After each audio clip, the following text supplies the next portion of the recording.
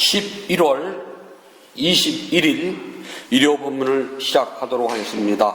부처님 말씀 함께 하겠습니다. 수단입 맞다 셀라이경 22번 개수입니다. 당신의 몸이 완전하고 탁월하게 빛나며 당신의 몸이 완전하고 탁월하게 빛나며 훌륭하게 태어나 보기에도 아름답고 용무는 금빛으로 나며 훌륭하게 태어나 보기에도 아름답고 영원한 금빛으로 빛나며 치아는 아주 많이 힙니다. 치아는 아주 많이 스승이시여 당신은 정진력을 갖춘 분입니다. 스승이시여 당신은 정진력을 갖춘 분입니다. 당신의 몸이 완전하고 탁월하게 빛나며 훌륭하게 태어나 보기에도 아름답고 영원한 금빛으로 빛나며 치아는 아주 많이 십니다. 스승이시여 당신은 정신력을 갖춘 분입니다. 당신은 몸이 완전하고 탁월하게 빛나며 훌륭하게 태어나 보기에도 아름답고 영원한 금빛으로 빛나며 치아는 아주 많이 십니다. 스승이시여 당신은 정신력을 갖춘 분입니다. 피난지세요.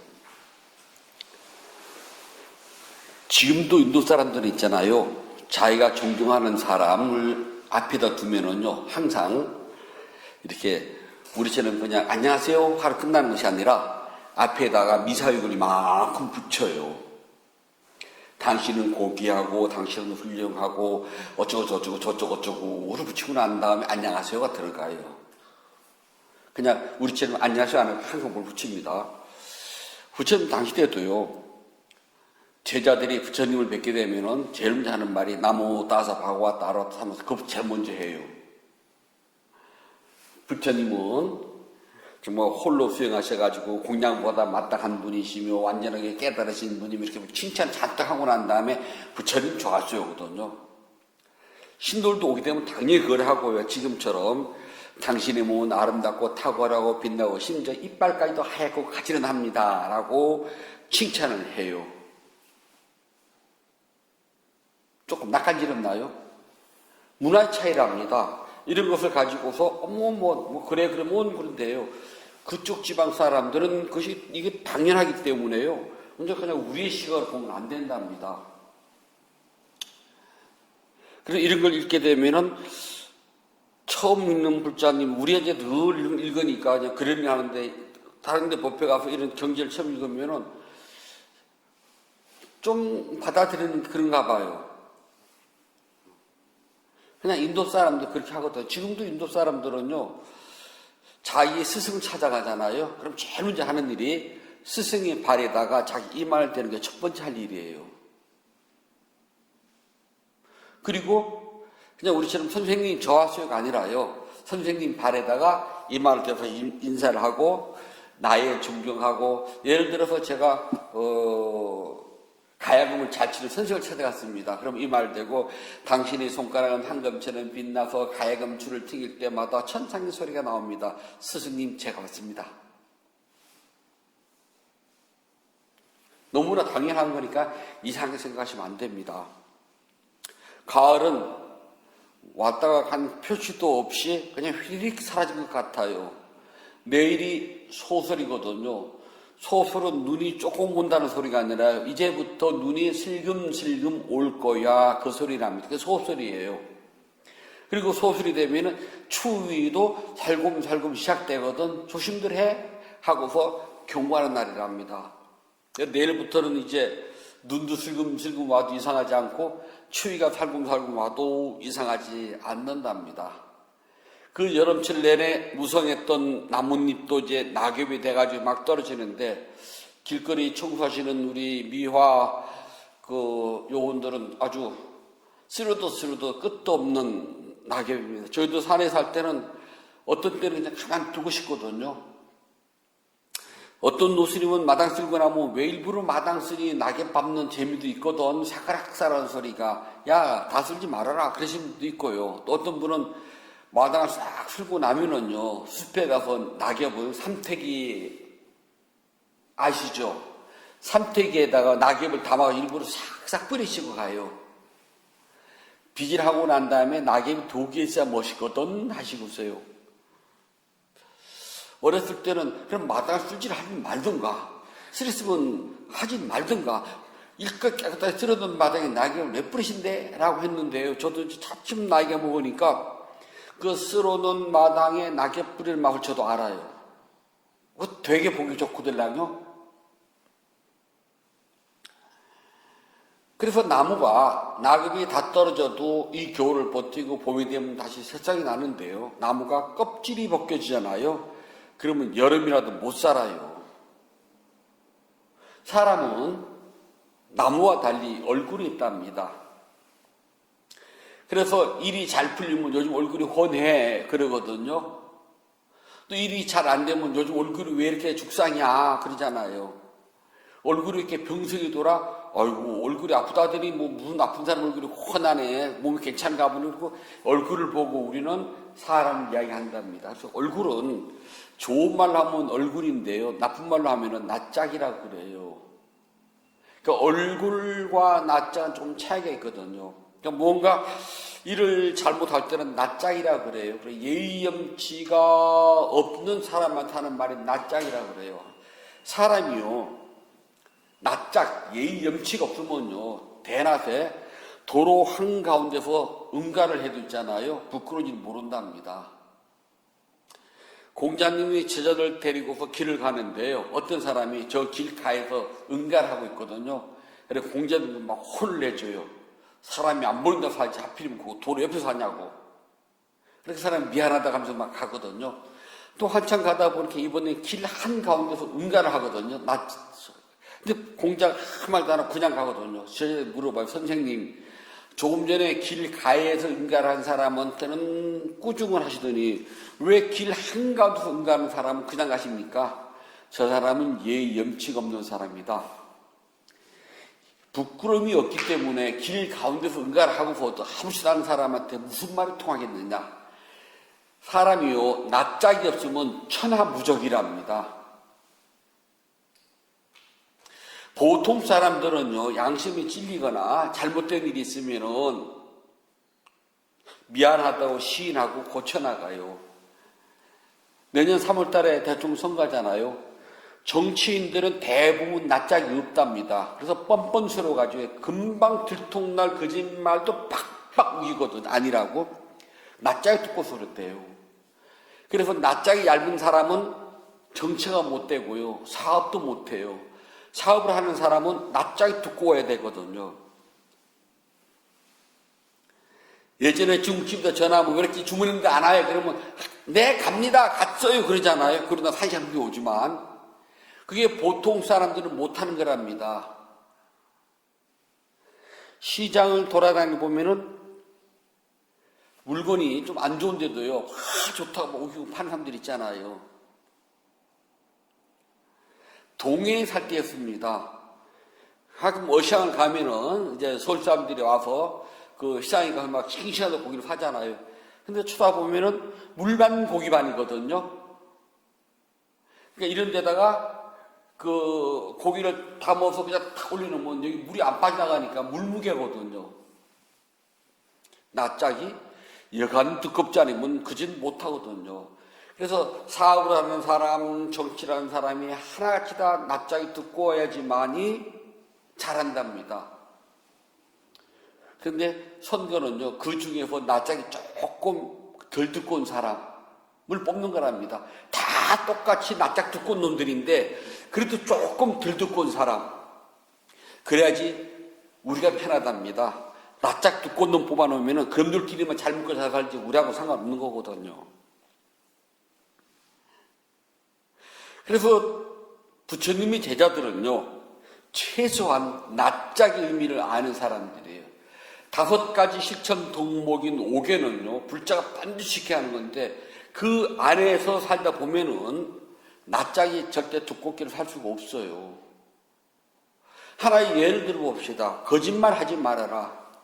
인도에서의 거짓말은 우리와 개념이 다릅니다. 신이 약자에게 준 마지막 선물이 거짓말이에요. 인도는 계급사회거든요. 지금도 헌법에서는 계급이 없다고 그러지만은 철저한 계급이랍니다. 저희가 어렸을 때만 해도 양놈 쌍반 되게 따졌잖아요. 시골 가면은.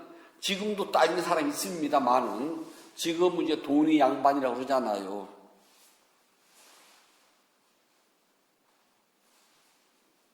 그런 데 있잖아요. 힘없는 사람들이 고지고들이야겠다는 힘 있는 사람한테 당하거든요. 그래서 그 위기를 모면하는 것이 신이 준 선물, 거짓말 쓴답니다. 근데 부처님께서 거짓말하지 말라는 것은 우리가 알고 있는 그런 거짓말이 아니라 인도에서의 거짓말이랍니다. 무슨 소리냐면 신이 너에게 준 마지막 선물, 그것까지 포기하라는 소리예요. 어마어마한 소리랍니다.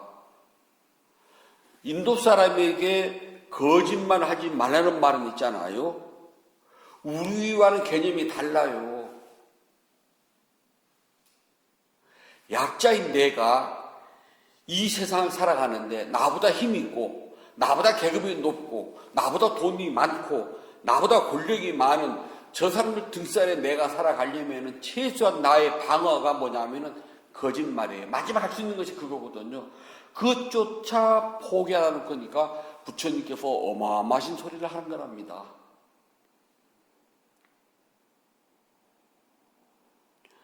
부모님들이 있잖아요. 자식에게 싸우면 절대 못 이겨요. 그래서 자식이는 부모 없다고 그러잖아요. 그래서 신이 자식에 싸워서 이길 수 있는 마지막 무기를 하나 줍니다. 거짓말이에요. 세상의 모든 부모님들은 자식에게요. 마지막 코너에 몰두하는 말이 거짓말이랍니다. 알고 있지만 엄마가 잊어버렸네. 아빠가 깜빡했어. 사실 다 알고 있어도요. 그렇게 해서 위기를 모면한답니다. 틀렸나요? 부처님은 이것까지 포기하라는 겁니다. 그래서 이런 것 저런 걸 다 따지고 나면은 정말 불자들은 낯짝의 의미를 아는 사람이 낯짝을 알기 때문에 함부로 살지 못한답니다.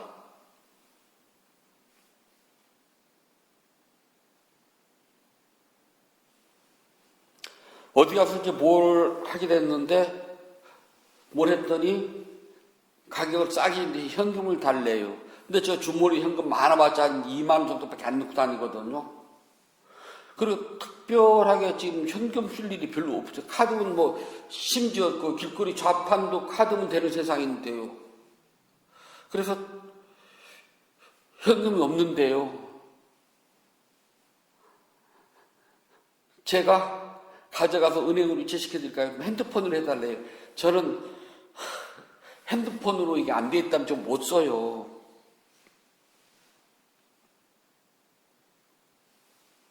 저도 그 돈을 썼다는 흔적을 남겨야 되거든요. 그랬더니 그거 넣어주고 와서 찾아가래요. 저 오늘 써야 되는데요. 믿으세요. 그랬더니 세상 어떻게 믿어요? 그러더라고. 저도 할 말이 없어요. 저 최소한 남의 눈에다가 눈물은 흘리지 말자거든요. 그러면 반드시 내 눈에 피눈물 나오니까요. 저 믿으셔도 돼요. 저 지금까지 남의 눈에 눈물 한 번 흘려보고 살아본 적 않았답니다. 차라리 내가 가슴을 두들기전정. 그랬더니 망설망설 이렇게 제가 스님이니까 믿어볼게요. 믿으세요. 그리고 오자마자 이제 넣어드렸어요. 그렇지 않았습니다. 지금 입금했으니까 확인해보세요. 그랬더니 고맙습니다. 그러더라고요. 세상의 불자들은요, 누구보다도 이 낯짝의 의미를 정말 잘 아는 사람이에요. 그래서 불자들이 나쁜 것을 하고 나서면 있잖아요. 세상 사람 같은 게 뭐냐면은 세상 사람들은 나쁜 일을 하고 나서면 시간이 지나면은 내가 나쁜 일을 했다고 후회를 해요. 후회를 아무리 하고 또 하고 또 하고 또 해본들 그 일로 다시 되돌아갈 수가 없어요. 이미 지나간 시간들이잖아요. 내가 아무리 후회한다고 해서 그 시간으로 되돌아가서 그 일을 원천 무효화하거나 또는 그러한 일을 방지하지 못하는 겁니다. 이미 내가 잘못했다는 순간 과거의 시간이 흘러갔어요. 두 번 다시 갈 수가 없답니다. 마치 흐르는 강물에다가 발을 담그는 것과 같아요. 그래서 불자들은 그것이 잘못인 줄 알았다면은 진심을 다해서 참여하는 겁니다. 잘못했습니다라고. 그리고 중요한 것은 있잖아요. 뒤가 중요해요. 같은 잘못을 다시는 반복하지 않겠습니다라고 맹세라고 지키는 겁니다. 세상 사람들은 잘못했습니다로 끝이지만 불정이 하나 더 붙어요. 같은 잘못을 반복하지 않겠습니다. 그래서 참회예요. 회는 이러이러한 일을 잘못한 줄 압니다가 회고요. 참은 이러한 잘못을 두 번 다시 반복하지 않겠습니다라고 맹세하고 다짐하는 거예요. 이 두 개가 붙어 있답니다. 참과 회는 달라요. 원래는 회참 그래 맞는데 회참 그러면 말이 좀 이상하니까 참회라고 딱 바꾸는 거거든요. 반성하고 다짐한다. 어떤 다짐? 같이 하지 않겠노라고. 그래서 불자들은 이렇게 자기 잘못을 알고 뉘우치고 반성하고 다시는 같은 잘못을 반복하지 않겠다고 맹세하기 때문에 부처님 말씀을 그들이 믿고 따라갑니다. 수행을 한다는 것은 있잖아요. 수행하는 시간 동안은 최소한 악업을 짓지 않는다는 겁니다. 대부분의 한국 불자들은 수행한다 그러면 앉아서 참선하는 것만 생각하는데요. 먼저 수행에 대한 개념 정리를 먼저 해봅시다. 요즘 이제 뭐 스님들 보면 아무거나 막 다 수행 갖다 붙이잖아요. 뭐 연불도 수행이고, 뭐또 수행이고, 요즘 뭐 음식 스님들이 뭐 사찰 음식 하는 것도 수행이고, 차 마시는 것도 수행이고, 뭐 다 갖다 붙여요. 맞아요. 부처님께서는 우리의 일상생활, 행, 주, 자와 걸어다니고 행, 주, 머물러 있고, 좌, 앉아있고, 와, 누워있고, 우리 일상생활이잖아요. 걷고, 서고, 앉고, 눕고 하는 것이 일상생활이 전부 다 수행이라고 그랬거든요. 일상생활이 수행이 되려면 뭐를 해야 될까요? 가장 중요한 것. 알아차림, 싸띠. 있는 그대로 알아차리면 그게 수행이 돼요. 맞아요. 그래서 일상생활이 전부 다 수행이 되려면은 일상생활에서 일어나고 사라지는 몸과 마음의 변화를 끊임없이 매 순간순간 알아차리면 됩니다. 아주 간단해요. 그래서 우리는 앉아서 하는 앉는 수행, 좌선, 걸으면서 하는 걷는 수행, 행선, 그 다음에 일상생활 하잖아요. 그렇다면 과연 저 스님들이 말하는 모든 것이 수행이라는 것을 말을 할 때 한번 질문해 보세요. 스님, 그러면 수행의 개념이 뭐예요? 라고요. 어떻게 해야지만이 그 스님이 말하는 음식 만들기도 수행이 되고 차 마시는 것도 수행이 되는지. 자, 차 마시는 게 수행이 되려면은 먼저 눈으로 차 보이잖아요. 그럼 뭡니까? 보임하고 알아차려야 되겠죠. 차의 향기가 올라오면 바뀌었잖아요, 벌써요. 그럼 뭐라고 그랬대요? 냄새가 됐잖아요. 그럼 차를 먹으려면 어떻게 해야 됩니까? 먹고 싶은 생각이 났죠? 생각? 그리고 마시려면 손을 뻗어야 되겠죠? 손드름, 손 뻗음. 다음. 찻잔에 손을 닿는 순간 따뜻함이 느껴져서 어떻게 해야 돼요? 따뜻함. 알아차려야 되잖아요. 그 다음에 앞으로 들어야 되겠죠? 듬. 앞으로 당김. 입술에 닿음. 닿을 때 뜨거우면 뜨거움. 알아차리고 그 다음에 입에다 한 모금 넣었을 때에 맛이 느껴지잖아요. 맛. 달면 달고 쓰면 쓰고 심은 쓰고 그 다음 그 맛. 씀, 담, 심 또는 뭐 등등. 그리고 떼어야 되겠죠. 땜, 삼킴. 그리고 손 뻗음, 내림, 다음, 손 땜, 손 올림, 내림. 이렇게 이것을 우리는 지금 천천히 한번 차 한잔 마시기 쉬운 일 아니라고요. 이거를 아주 빨리 해도 다 알아차려야 된다는 소리잖아요. 그러면 차 마시는 게 수행이 돼요. 음식을 할 때 재료가 보임, 손, 듬, 만짐, 가져옴, 놓음, 칼등, 썰음, 이거 해야 되잖아요.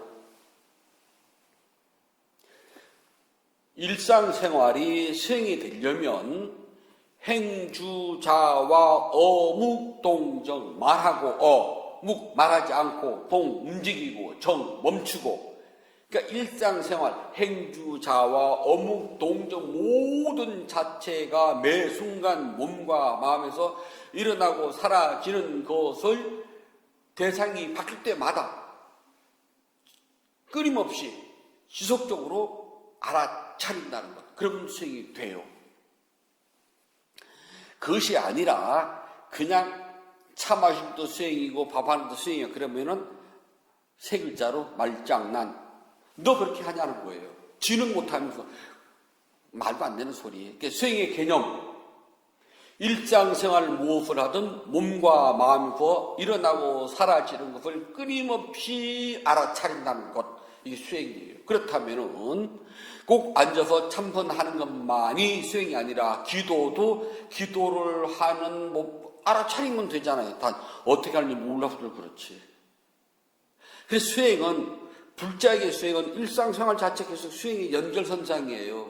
그런데 이런 이야기를 하면은 꼭 스님들은 법문이 수행밖에 안 하냐고. 아니 우리 일상생활을 이야기하는 것이라고 그러는데 저는요. 일상생활을 이야기하는 것이지 따로 주제가 수행이 아니라는 겁니다. 경을 보게 되면 부처님께서 계속 일상생활 이야기예요. 낯짝을 가진 불자들은 수행을 한답니다. 수행은 꼭 앉아가지고 막 이렇게 하는 것만이 아니라 불자가 생활하는 일상생활 모두가 다 알아차린다면 그대로 다 수행으로 연결이 됩니다. 아주 간단하네요. 그래서 하루에 한 번이라도 알아차리도록 노력을 하셔야 돼요. 정 안 되면은 아침에 일어나서 그냥 이빨 닦으러 들어갈 때에 그때라도 알아차리면 돼요. 한 번이니까. 아니면 갑자기 문 앞에서 손뻗음, 다음, 문고리 달림, 돌림. 그럼 되잖아요. 그것뿐인가요? 갑자기 길을 걸어가다가 왼발, 오른발 해도 되고요. 이것이 일상생활 속에서 자꾸 쌓이면 되거든요. 별거 아니라 아주 쉬워요. 이렇게 자꾸 알아차림이 쌓여야지만이 이 알아차림으로 말미암아서 지혜가 개발된답니다. 지식이 아니라 지혜가 개발돼요. 지혜가 개발되면은 우리 몸과 마음에서 변화하는 모든 것들이 영원하지 않다는 것을 알아차린답니다. 그래서 우리는 몸을 통해서 마음을 통해서 일어나고 사라지는 모든 것들이 영원하지 않고 계속 변하는 걸 봐요. 그래서 무상을 본답니다. 즉 무상이라는 것을 알게 돼요. 그 지혜를 알았다는 것이. 다들 무상 정도는 알잖아요. 확실히 그 본질 밑바닥까지 모르지만 이제 껍데기 무상 알잖아요. 무상을 알게 되면은 그 어디에도 이것이 변하지 않는 영원 불변한 참 나야라는 것이 없다는 걸 알게 됩니다. 아플 때가 나을까요? 안 아플 때가 나을까요? 망상할 때가 나예요? 망상 안 날 때가 나예요? 계속 나는 변화하는 데 따라가는 뿐이거든요. 그래서 무아라는 실체를 알게 된답니다. 그러다 보면은 이 몸과 마음이 있는 이상은 항상 괴로움이 멈추질 않아요. 나는 한 가지로 쭉 가고 싶다마는 마음 끊임없이 변하고 일어나고 사라지고 몸은 불편스러워요. 그래서 고통의 본질도 알게 된답니다. 이렇게 무상, 고, 무아라는 세 가지 실체를 조금씩 알아가게 되면은 자신도 모르게 지혜가 열려요. 지혜가 없던 지혜가 생긴 것이 아니라 원래 있던 지혜였는데 이 지혜가 나에게 가지고 있는 욕망, 그 다음에 타는 듯한 그 목마름에서 물을 찾듯 일어나는 집착, 갈애, 탕하, 그 다음에 욕망, 나가, 이 두 가지가 덮고 있었는데 자꾸 알아차림 하다 보면은 이것을 벗겨져요. 그래서 원래 있던 이 맑은 지혜가 드러나는 것 뿐이랍니다. 그렇게 지혜가 점차 드러나면은 우리는 뭐라냐면은 욕망의 세계로부터 선정에 들어가 있을 동안이라도 자유를 얻어요. 일상생활에서도 다 욕망을 떠나고 집착을 벗어난 자유를 얻으면 아라한. 그렇지 않고 일상생활은 아직도 쫓아가요. 하지만 수행을 하는 그 동안에 삶에 들어가 있으면 그때는 욕망과 집착이 생기지 않고 오직 행복만 있어요. 그것을 보고 뭐냐면 성자의 흐름에 들어간 사람들, 수다원이라고 합니다. 소타바디. 성자의 흐름에만 들어만 가도 금생에 태어난 보람이 있고 부처님 제자로서 수행을 한 보람이 있답니다. 성자의 흐름에 들어가게 되면은 5가지가요 완전히 싹 하고 끊겨요. 이거를 낮은 단계의 5개라고 그래서 오화분결이라고 그러거든요. 그래서 이 끊는다라는 단이라는 말하고 제거한다는 말 같아요. 그래서 원어를 보게 되면은 찌나 다나 그러는데 이건 끊는다는 것이고 제거한다는 말은 자하나 그러는데 같은 뜻이랍니다. 우리는 욕심과 집착이 쭉 연결되어 있는데 이걸 끊었어요. 즉 끊었다는 것은 싹싹싹싹 쓸어가지고 없애버렸다는 것과 똑같습니다. 여러분들이 이 세상이 영원한 것은 없다는 무상과 몸과 마음이 존재하는 이상, 이 몸과 마음은 느낌이잖아요. 그 다음에 인식하고 아는 거. 그 다음에 분별하는 거. 상, 분별하여 아는 거. 그 다음에 인식하는 것. 실질적인 행위. 그리고 몸뚱아리. 이 5 무더기를 우리는 물질과 비물질이라고 그래요. 물질과 비물질이 존재하는 한 괴로움은요, 없어지지 않아요. 뭐냐 하면은 태어난 이상은 늙고 병들고 죽어가야 돼요. 그 자체가 괴로움입니다. 여기에서 아무리 행복이 있어 본들 그 행복은 조건으로 발생된 일시적인 기쁨일 뿐이에요. 곧 사라진답니다. 어떤 분이 평생 전세살이 사골세로 전전긍긍하다가 어쩌지 돈을 모아가지고 조그마한 아파트를 하나 샀습니다. 그날은 무척 기뻐요. 좀 가겠죠? 그냥 시간이 조금 지나면은요.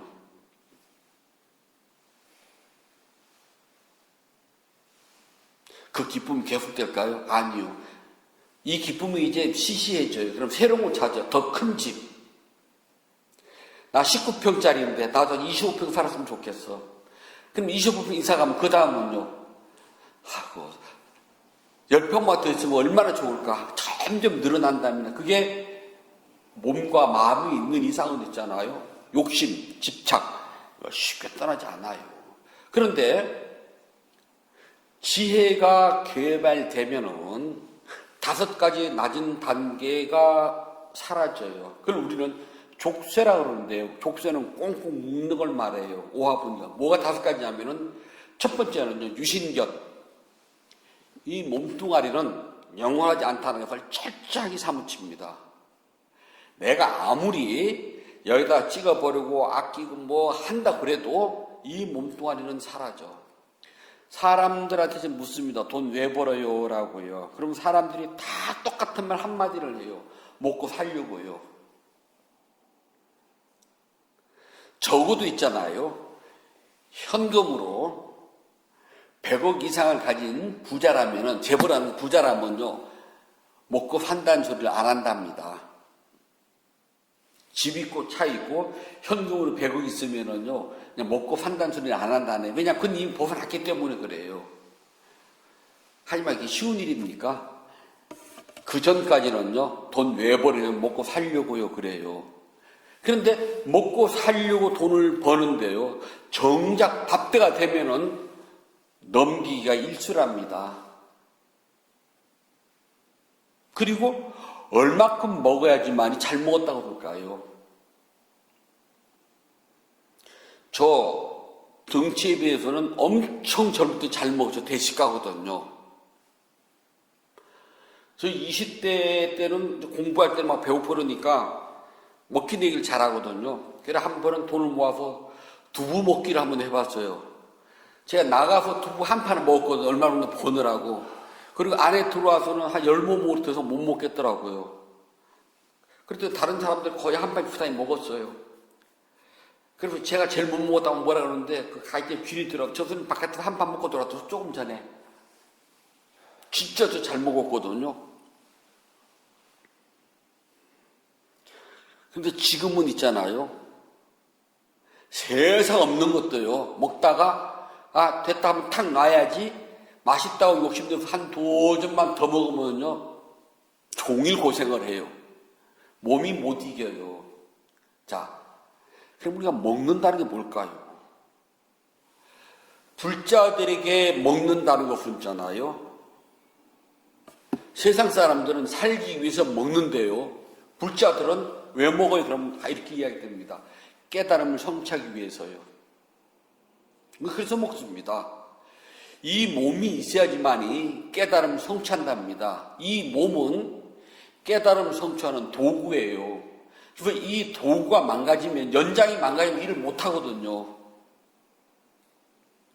목수가 못을 박는데요. 갑자기 망치다리가 똑 부러져 버리면 못 박아요. 장도리를 가지고 못을 뽑아야 되는데요. 장도리 이렇게 나고 꼭지가 똑 부러져 버리면 못 뽑습니다. 그래서 우리는 못을 박고 못을 뽑기 위한 망치나 장도리와 같은 도구랍니다. 그래서 이 도구가 깨달음을 성취할 때까지 망가져서는 안 되거든요. 그래서 최소한 이 도구가 유지할 수 있도록 우리는 모아줘야 된답니다. 그것뿐이지 이 몸뚱아리가 막 소중해가지고 천년 만년 갈 거라고 애지중지는 안 한다는 거예요. 그거는 확실하게 아셔야 돼요. 근데 이게 지혜가 딱 개발되는 순간요, 성자의 흐름이 들어가잖아요. 그럼 제일 먼저 나타나는 뭐냐면 이것부터랍니다. 몸뚱아리 별거 아니야. 몸뚱아리 별거 아니니 내가 가진 것들 전부 다 빌려 쓰고 가는 거야. 다 놓고 가는 거야. 제가 이렇게 뭐를 하면 다른 스님들이 야 스님 좋다 스님 부자니 그러거든요. 저는요 제가 수행하고 나서 단 한 번도 제 거라고 해본 적 없어요. 부처님 거야. 어차피 나 죽을 때 다 놓고 가거든요. 무엇을 한들 부처님 도량이 남아요. 그리고 다음 사람이 써요. 제게 어디가 있대요.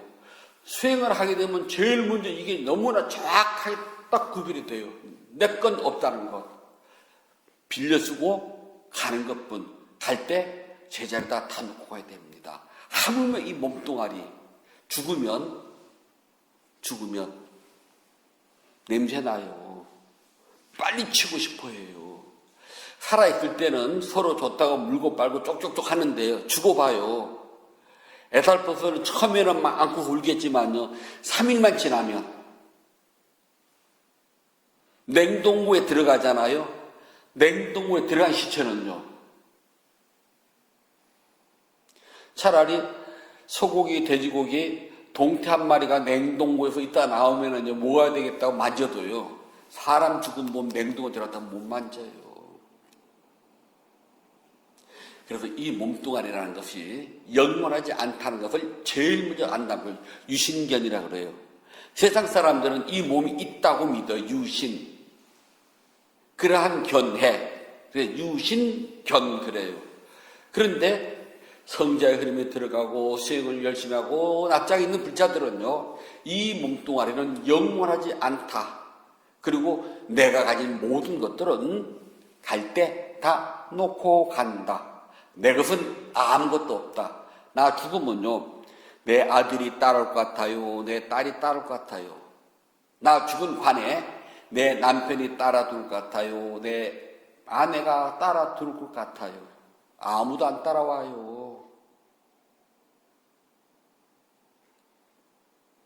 오직 나 혼자 겪고 그냥 가는 것 뿐이라 합니다. 그렇기 때문에 이 몸뚱아리에 대한 특별히 집착을 하지 않아요.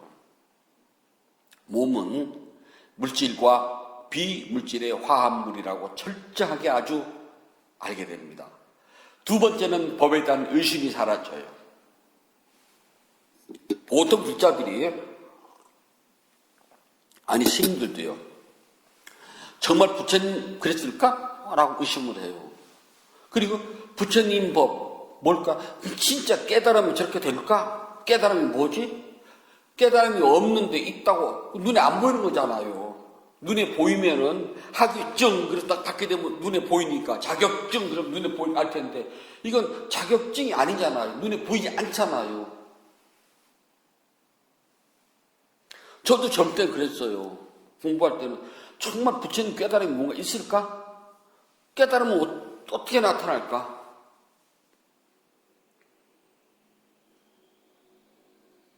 괜히 아까운 청취만 보내는 거 아니요?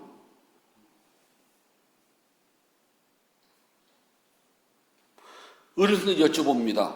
스님, 화두하고서 깨달으면 언제까지 해야 돼요? 그러면 한 30년 해야지 화두맛 알지? 아니, 깨달음 고사하고 30년 해야지 겨우 맛을 좀 안답니다. 밥을 30년을 먹어야지만이 밥맛이 조금 안 돼요. 배부르면 고사하고.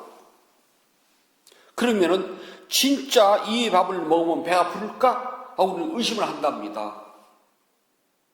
이 밥을 먹으면은 내 몸에 영양소가 들어올까? 이거 틀림없는 거야 라고요. 그런데 지혜가 개발되고 성자의 흐름에 조금이라도 들어가게 되면은요, 의심이 사라져요. 두 번째, 밥은 먹으면 배가 불러. 지금 내가 한 숟가락밖에 안 먹었지만은 한 숟가락만 먹어도 시장집에 가시면 알았거든. 근데 이 밥을 다 먹으면 너무나 분명하게 안다는 겁니다. 갈증이 날 때 물 한 모금만 딱 마셔도 그 타는 듯한 목이 싹 가셔요. 그러면은 이 물 한 병 다 마시면 어떨까? 안다는 겁니다. 그래서 의심이 사라져요. 더 이상 법에 대해서 의심을 품지 않아요. 이거 하면 틀림없이 이렇게 가.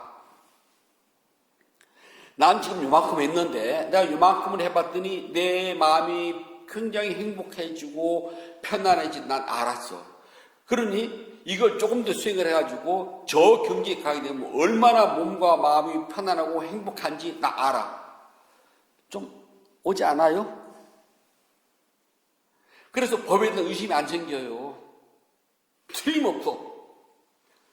이대로 내가 조금만 더 나가면 난 반드시 성자의 흐름에 들어가서 나는 깨달음 성취해 하고 확실하게 믿음이 들어간다는 겁니다. 확실히 들어가요?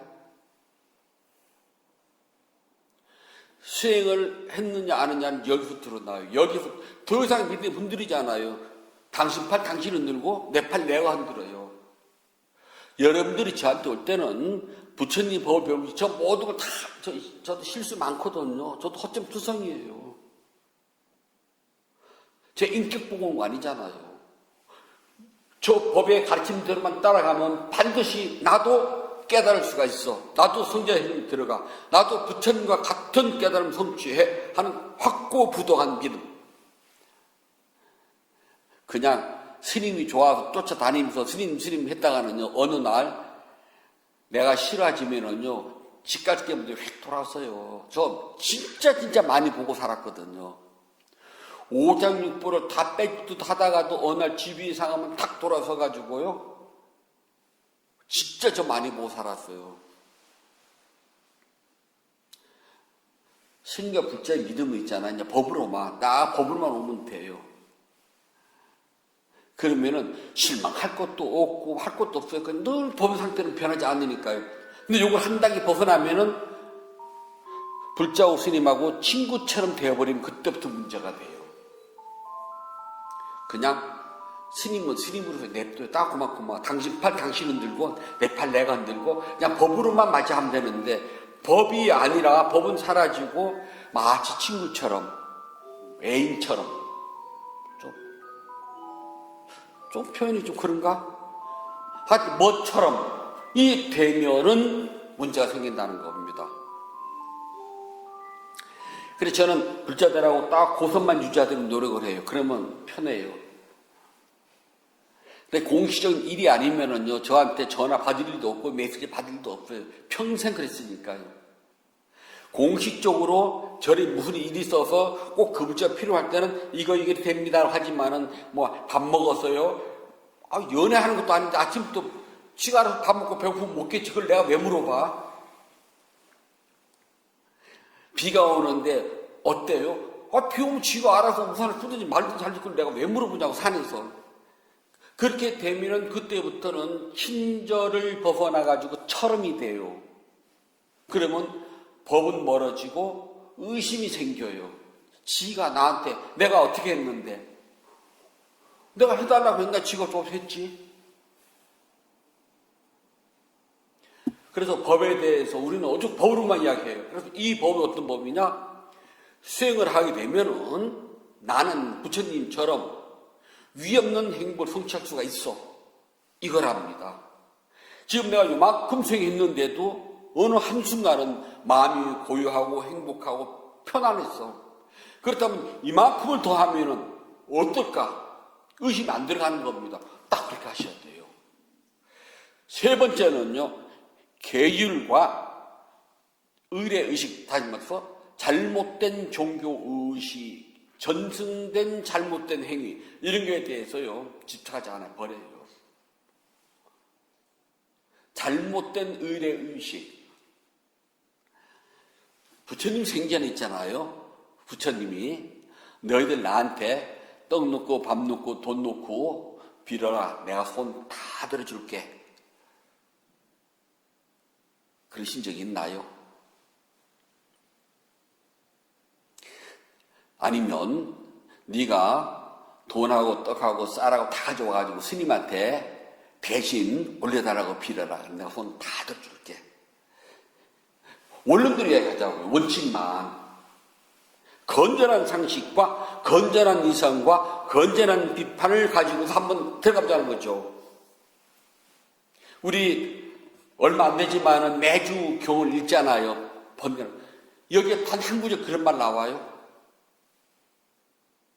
그렇다면 우리는 그동안 불공과 기도와 제사라고 하는 잘못된 종교의식을 집착해 왔잖아요. 그런데 수행을 하게 되면은 이거 아닌 건 아닌 거예요. 아닌 것을 맞다갈 수는 없잖아요. 남들이 뭐라고 하든 말든 아니면 아니잖아요. 단지 내가 부처님을 쳐다보고 저 돌덩어리, 쇳덩어리가 영 있는 것이 아니라 거울이거든요. 내 마음의 거울이에요. 저 거울. 저 거울을 바라보고 저 거울에 나를 비춰봤더니 오늘은 때가 많이 꼈네. 오늘 좀 때가 벗겨졌네. 나도 때를 많이 벗겨가지고 깨끗하고 맑고 밝게 빛나서 부처님과 같은 깨달음을 성취하겠습니다. 라고 하는 것 뿐이지 그 이상도 그 이하도 아니랍니다.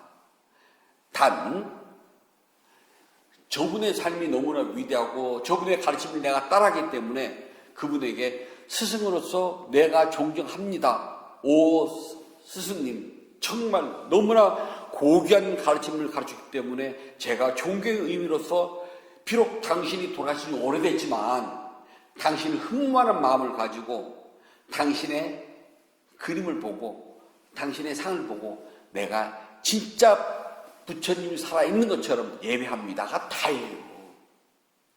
그리고 부처님을 아무도 몰라요.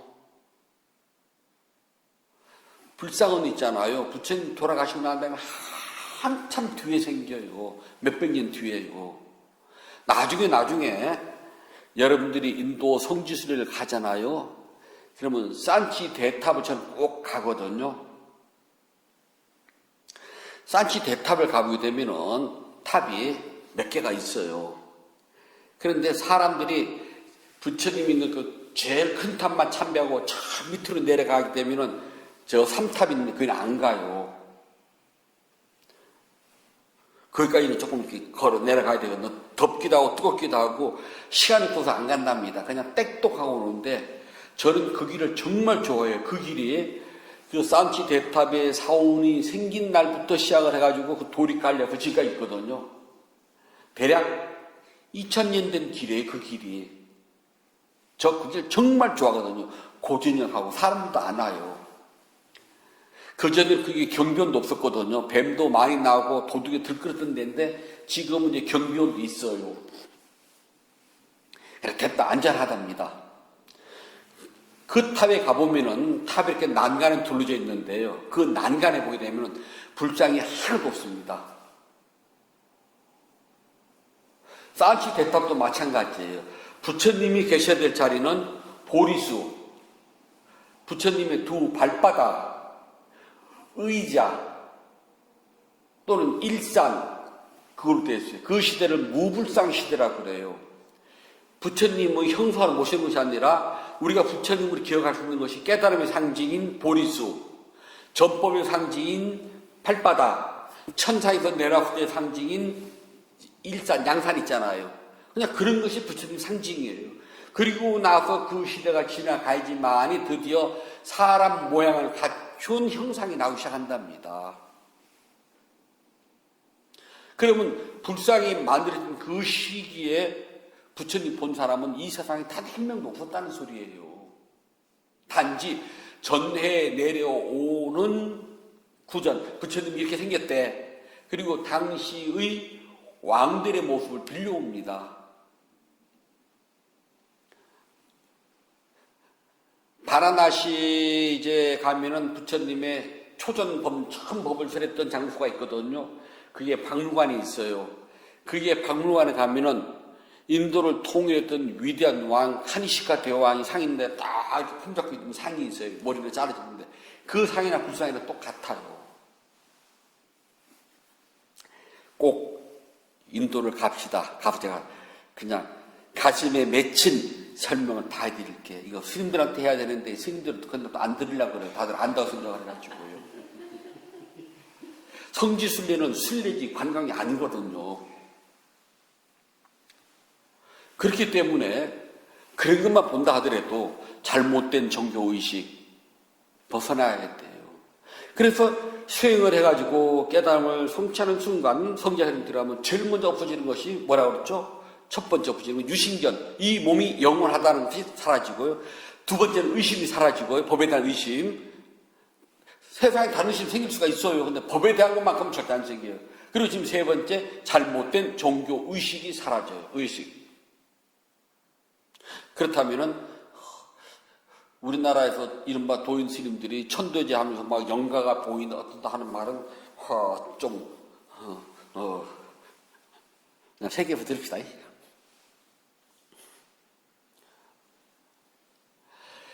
네 번째는요, 감각적 욕망이 벗어나요. 최소한 뭘 하더라도 있잖아요. 욕심 한마디는 해요. 저는 예쁜 것 좋아한다 그랬잖아요. 그래서 주신들 놀리잖아요. 전생에 스님은 유럽 왕궁 살았던지 아니면 뭐 했을 거라고. 저 먹는 거 좋아하고요. 예쁜 거 좋아하거든요. 큰 것보다는 조그맣고 아기자기한 되게 좋아하거든요. 그 다음에 예쁜 그릇 좋아하고요. 본성이 예쁜 타운은 업이니까요. 그런데 사지는 않아요. 그냥 보이면 해요. 욕심은 합니다. 감각적 욕망에 최소한 자기를 절제할 줄 알아요. 보임, 욕심, 아무것도 아닌 것 같거든요. 근데 그것이 아무것도 아닐 때 툭툭 나와야 돼요.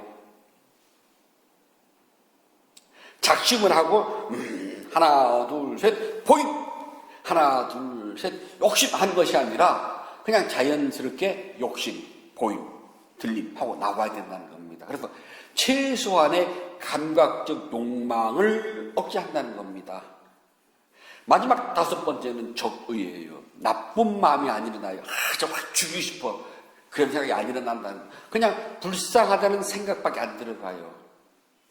저 사람이 나한테 저렇게 했는데 아이고 저 불쌍한 인간 저 업을 어떻게 저거 다 감당하려고. 제가 어디 가서 착한 일을 했어요. 막 열심히 도와줬어요. 근데 저쪽에서 나에 대해서 배려도 없네? 그럼 나 무시하는 거야? 아, 저 사람이 나를 빗보고 똥으로 봤네? 서운한 감정이 생기는 것이 아니라 참 저 업에 빚인데 나는 그런 불쌍한 마음이 먼저 들어야 돼. 즉 적의 나쁜 마음이 사라진답니다. 내가 억하심정을 가지고 저 원수 갚아야 돼가 아니라요. 아이고 가련한 중생 불쌍하네. 늘 그 마음이 먼저 생겨야 된답니다. 이 5가지가 자연스럽게 끊어져요. 이 5가지가 자연스럽게 제거가 됩니다. 이걸 보고 오화분별이라고 그래요. 깨달았는지 안 다시 말해서 성자의 흐름에 들어갔는지 성자의 흐름에 들어가지 못했는지는 이 5가지를 구별을 한답니다. 자, 첫 번째는 몸이 영원하다고 하는 생각은 없어요. 몸은 반드시 사라진다. 마음도 사라진다. 그래서 몸도 마음도 그 어디도 영원하다할 것이 없고 참나, 진아, 주인공이라고 할 만한 것이 없다. 그래서 어디 가서 참나를 찾자, 주인공 그러면 다들 뻥이요 하고 하는데 참나 없습니다.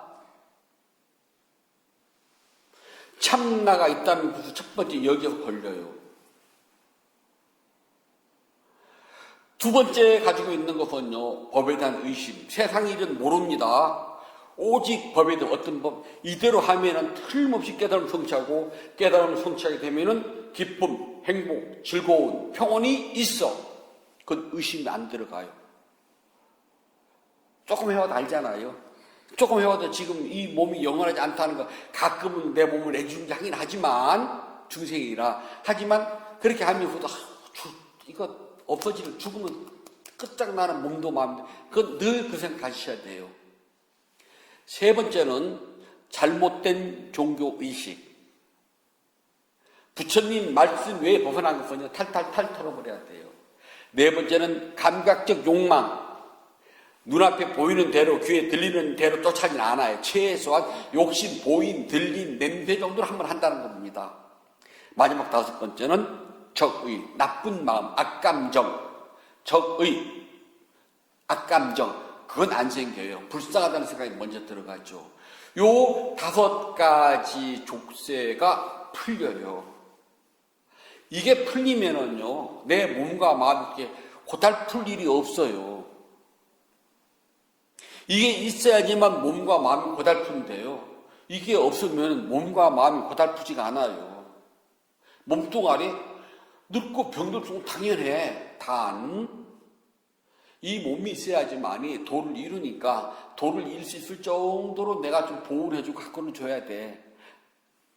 그냥 그 정도는 먹고 그 정도는 입고 해줘야지만 이 몸이 수행하니까. 그냥 그 상태지 그 이하도 이해가 아니에요. 내 마음은 너를 향한 내 마음 영원해. 안 영원해. 변하는 무슨 영원 숨길나 봐. 배 아파서 내 아이들한테도 그냥 못 살겠어 그러잖아요. 아니 어떻게 했는데 내 자식 보고 내가 못 살다는 소리를 해요. 내가 너 때문에 못 살겠어 그러잖아요. 그렇다고 죽지도 않아요 또. 하지만 이 몸이 영원하지 않다는 건 압니다. 틀림없어요.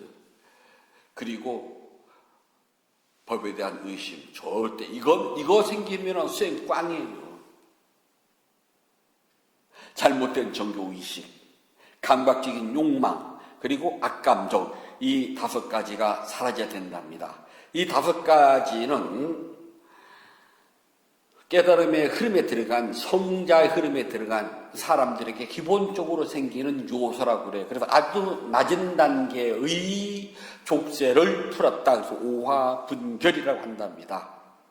그래서 이 묶임에서부터 사람 다 이게 묶여 있거든요. 이 묶임에서 벗어났기 때문에 수행은 이걸 풀기 위해서 하는 거랍니다. 자, 다른 데서 법문하면 이런 말 해주고 싶은데 또 그런 걸 하지 말래요. 그냥 복 받는 아니 복질 생겼다고 어떻게 복을 받는 이야기만 하래요. 그래도 열애 항상에서는 막 속이 다 후련해. 우리는 이런 이야기가 그냥 너무나 평범하잖아요. 내가 직접 안 하더라도 그래 수행하면은 이렇게 될 거야. 그래서 교학이 갖추어지고 그 위에 실천이 있고 교학과 실천으로 말미암아서 지혜가 생길 거예요. 배움은 3가지로 나누어요. 무조건 하는 것이 아니거든요. 그러니까 교학이 없는 상태에서 수행만 하게 되면 무식이 용암하게 되고요. 교학을 듣는데 수행을 안 하면 잘난 척만 하는 것이고요. 이 2가지가 균형이 맞추고 조합이 될 때에 비로소 지혜가 생겨난답니다.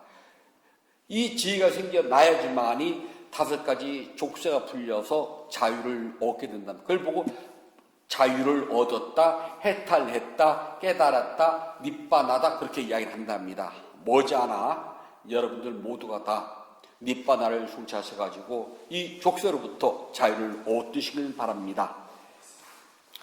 부처님께서 말씀해 주셨습니다. 수다니빠따 셀라의 경 27번 개송입니다.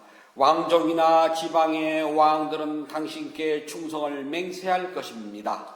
왕족이나 지방의 왕들은 당신께 충성을 맹세할 것입니다. 고땀하여 왕중의 왕으로서 고땀하여 왕중의 왕으로서 인간의 제왕으로서 통치하십시오. 인간의 제왕으로서 통치하십시오. 왕족이나 지방의 왕들은 당신께 충성을 맹세할 것입니다. 고땀하여 왕중의 왕으로서 인간의 제왕으로서 통치하십시오. 왕족이나 지방의 왕들은 당신께 충성을 맹세할 것입니다. 고땀하여 왕족의 왕으로서 인간의 제왕으로서 통치하십시오. 11월 22일 일요 법문을 마치도록 하겠습니다.